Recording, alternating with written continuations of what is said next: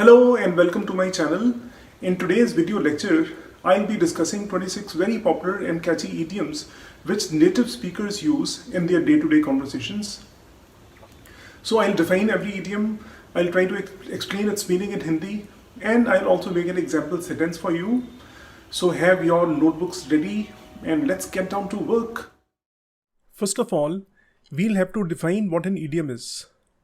An idiom is an expression that cannot be understood from the meanings of its separate words because it has a separate meaning of its own. For example, if someone says, "Stop beating about the bush and come to the point." Now I know the meaning of beat, matlab ki marna, and I also know the meaning of bush, matlab ki chhadi. But can I understand the meaning of this sentence with the help of this information? No. Why?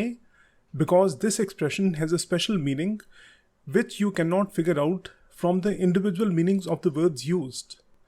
To beat around the bush is an idiom that means to talk about a lot of unimportant things because you want to avoid talking about what's important. इधर उधर की बातें करना. So this sentence means इधर उधर की हाँकना बंद करो और मुद्दे की बात करो या मेन बात करो. Come to the point. Native speakers use a lot of idioms in their speech, and that is one reason, among many others, why non-native speakers are not able to understand their speech perfectly. जिस sentence में idiom use हो उसे idiomatic sentence कहा जाता है. There are two other kinds of expressions that I would like to discuss here. The first is proverb. Proverb का मतलब होता है कहावत, कोई समझदारी की बात जो लोग सदियों से कहते आ रहे हैं और अब वो आम भाषा का हिस्सा बन गई है. प्रोवर्ब को सेइंग या अ वाइज सेइंग भी कह सकते हैं और इसके सिनोनिम्स हैं एडिज, एक्सियम और maxim. So here are some popular proverbs for you, just to give you an idea about what a proverb is. I am sure all of you have heard the first one. An apple a day keeps the doctor away. इसका मतलब है कि खाना पीना healthy होगा तो doctor के पास जाने की ज़रूरत नहीं पड़ेगी क्योंकि आप बीमारी से दूर रहेंगे. Second, all that glitters is not gold. मतलब हर चमकने वाली चीज़ सोना नहीं होती. Next is all's well that ends well. अंत भला सो भला. मतलब अगर कोई चीज़ का एंड ठीक होता है तो हम सारी मुश्किलों को भूल जाते हैं. कहने का मतलब कि अगर एंड अच्छा है तो सब अच्छा है. The next proverb is empty vessels make much noise. Vessels का मतलब बर्तन. इसका मतलब है कि खाली बर्तन बहुत शोर करते हैं. मतलब जिस बंदे को कुछ नहीं आता वो ज़्यादा बोलता है, ये दिखाने के लिए कि उसे बड़ी नॉलेज है. And the last proverb is also quite popular. An idle mind is the devil's workshop. कहने का मतलब कि खाली दिमाग शैतान का घर होता है. मतलब अगर आपके पास करने के लिए कुछ नहीं है तो चांसेस हैं कि आपके दिमाग में उल्टे सीधे आइडियाज़ आएंगे. The third type of expression I would like to discuss here is phrasal verb. देखिए, फ्रेजल वर्ब का मतलब क्या होता है. अगर एक वर्ब के साथ एक या दो प्रेपोजिशंस लगा दी जाएं तो जो फ्रेज बनती है उसका मीनिंग उस वर्ब से बिल्कुल डिफरेंट हो जाता है. फॉर एग्जाम्पल, आप सबको पता है कि लुक का मतलब होता है देखना, लेकिन जब मैं लुक के साथ कुछ प्रेपोजिशंस ऐड करूँगा तो उन फ्रेजेस का मीनिंग अलग होगा. फॉर एग्जाम्पल, लुक आफ्टर, देखभाल करना. You should look after your parents. Look for, किसी चीज़ को ढूंढना.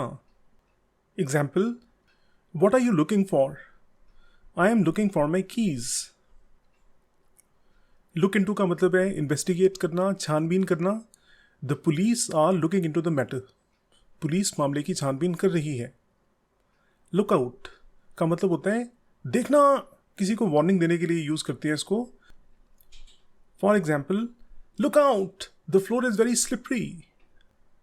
Okay, now it's very important to understand the difference between an idiom, a proverb and a phrasal verb. An idiom is not a complete sentence in itself. You will have to use it in a sentence, only then it will make sense. अगर मैं सिर्फ इतना ही बोलूं, beat around the bush, it will not have any meaning at all. If I make a sentence using this idiom, why are you beating around the bush? Only then it's going to make any sense. मतलब idiom को sentence में use करना पड़ता है. On the other hand, a proverb is a complete sentence in itself. So you may use it in a sentence, but you don't need to. अगर सिर्फ proverb ही बोल देंगे तो उसका अपने आप में complete meaning है. और phrasal verb तो बहुत different होता है. It's a verb plus one or more prepositions. Okay, that's the introduction out of the way. आपको ये समझाना बड़ा ज़रूरी था कि idiom क्या होता है, proverb क्या होता है और phrasal verb क्या होता है. Now let's learn the 26 idioms. The first idiom is safe and sound. इसका मतलब है safe from danger and free from injury or harm. It is mostly used when you complete a journey. इसका मतलब होता है सही सलामत. Example: Thank God you reached here safe and sound. Second is red-handed. You may have heard it a number of times. It means in the act of doing something wrong. रंगे हाथों, गलत काम करते समय. For example, the police caught the thief red-handed. The third idiom is bag and baggage. इसका मतलब होता है बोरिया बिस्तरा लेकर सारे सामान के साथ. Example: He came to my house bag and baggage in the middle of the night. वो अपना सारा बोरिया बिस्तरा लेके मेरे घर आधी रात को आ धमका. नेक्स्ट idiom है by fits and starts. इसका मतलब होता है inconsistently, at irregular intervals, stopping often and then starting again. fit का मतलब होता है दौरा, जैसे कि दौरा पड़ना. और start का मतलब शुरू करना तो होता है, लेकिन एक मीनिंग और इसका होता है चौंकना. इसी से वर्ड बनता है startle. तो अगर आप कोई काम करते हैं fits and starts से, तो उसका मतलब है कि उसे आप बड़े जोश से शुरू करते हैं, फिर अचानक रुक जाते हैं, फिर उसे दोबारा शुरू करते हैं, फिर रुक जाते हैं. कहने का मतलब कि आपके काम करने के स्टाइल में इनकंसिस्टेंसी है. For example, a person who works by fits and starts can't achieve success in life. Next idiom is by hook or by crook. इसका मतलब होता है by any method possible, right or wrong. गलत या सही किसी भी तरीके से. Example: These days, people want to earn money by hook or by crook. By leaps and bounds का मतलब होता है दिन दोगुनी रात चौगुनी, बहुत तेज, rapidly, making quick progress. Leap और बाउंड दोनों का मतलब होता है छलांग या छलांग लगाना. Example: I want my country to progress by leaps and bounds. मैं चाहता हूं कि मेरा देश दिन दोगुनी रात चौगुनी तरक्की करे. नेक्स्ट इडियम है डे एंड नाइट. इसका मतलब है दिन रात लगातार. For example, I have worked day and night to save this money. From far and near का मतलब है from many different places, both far and close, दूर और पास सभी जगहों से. For example, people came from far and near to get blessings from the great saint. Saint का मतलब संत या महात्मा. फ्लैश एंड ब्लड का मतलब होता है फैमिली मेम्बर, अपना खून, कोई रिश्तेदार जिसके साथ आपका खून का रिश्ता है. For example, you are my brother, my very own flesh and blood, I can never cheat you. Heart and soul का मतलब होता है फुल एफर्ट एंड एनर्जी, जी जान. If you put your heart and soul into something, तो आप अपना सब कुछ यानी कि तन मन धन लगाकर उसे बहुत सिंसियरली करते हैं. For example, you should put your heart and soul into your work. Hue and cry का मतलब होता है public anger as a protest against something or to demand something. जनता की चीखो पुकार, शोरोगुल, किसी चीज़ को डिसअप्रूव करने के लिए या किसी चीज़ का विरोध करने के लिए, जैसे कि कोई नया लॉ या गवर्नमेंट की कोई नई policy. For example, there was a great hue and cry against the new policies of the government. Next is kith and kin. इसका मतलब होता है friends and family, दोस्त और रिश्तेदार, सगे संबंधी. किथ का मतलब friends और acquaintances मतलब जान पहचान वाले, और kin का मतलब रिश्तेदार. Example sentence: we should be faithful to our kith and kin. Next idiom है null and void. इसका मतलब होता है having no value, effect, consequence और सिग्निफिकेंस, जिसकी कोई मान्यता नहीं है, जिसकी कोई लीगल स्टैंडिंग नहीं है. For example, the court has declared his father's will null and void. Will का मतलब होता है वसीयत. तो कोर्ट ने उसके फादर की विल को खारिज कर दिया है, उसकी अब कोई लीगल वैलिडिटी नहीं है. Then we have out and out. It means absolute, complete, पूरा, बिल्कुल. For example, he is an out and out coward. Coward का मतलब होता है बुज़दिल, डरपोक. Out and out लिखने का तरीका ध्यान से नोट करें. It is a compound word, so you must remember to use hyphens when you write this word. The long and short of something का मतलब है किसी चीज़ का most important या most basic part. The gist of something. पूरी बात का निचोड़. For example, the long and short of it is that he has cheated me and I'll never forgive him. Story लंबी है लेकिन उसका निचोड़ ये है कि उसने मुझे धोखा दिया है और मैं उसे कभी माफ नहीं करूंगा. Ins and outs का मतलब होता है किसी फील्ड की इंट्रिकेसीज, कॉम्प्लिकेटेड डिटेल्स, बारीकियां, दांव पेच. For example, he knows the ins and outs of this business because he has been doing it for the last 20 years. Next है ups and downs.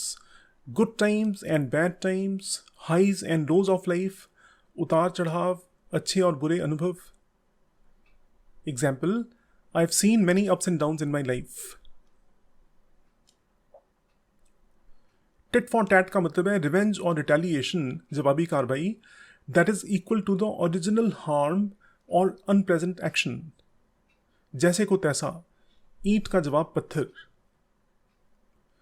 For example, I believe in forgiving others, not in the policy of tit for tat.